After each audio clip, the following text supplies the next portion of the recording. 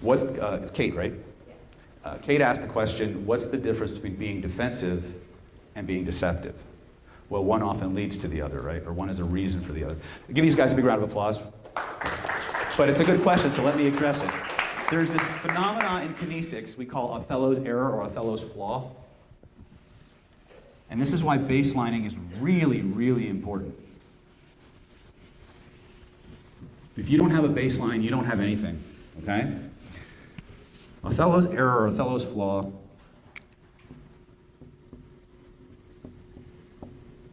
Othello's flaw. Remember, all deception indicators are signs of stress.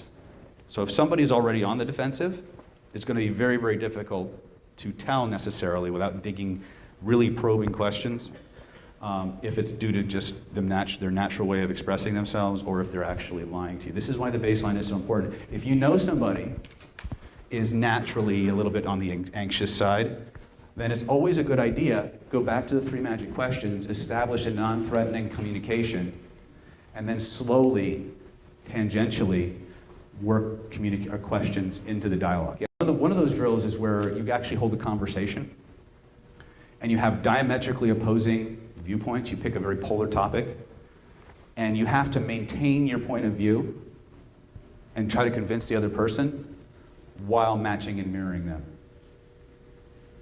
And what people discover is that within a very short time they just give up.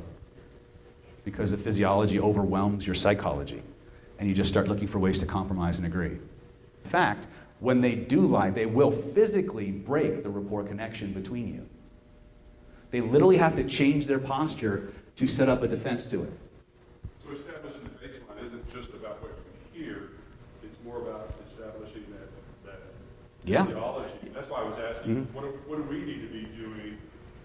You need to, again, you need to put the client or the subject in a state of ease, or at least normal. What's normal for that person? And you need to make sure that you know what is normal for that person, right? You know, if they normally stand slouched, right, then that's your baseline.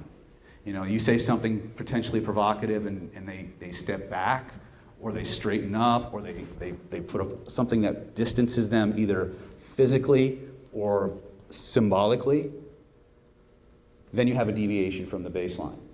Does that make sense?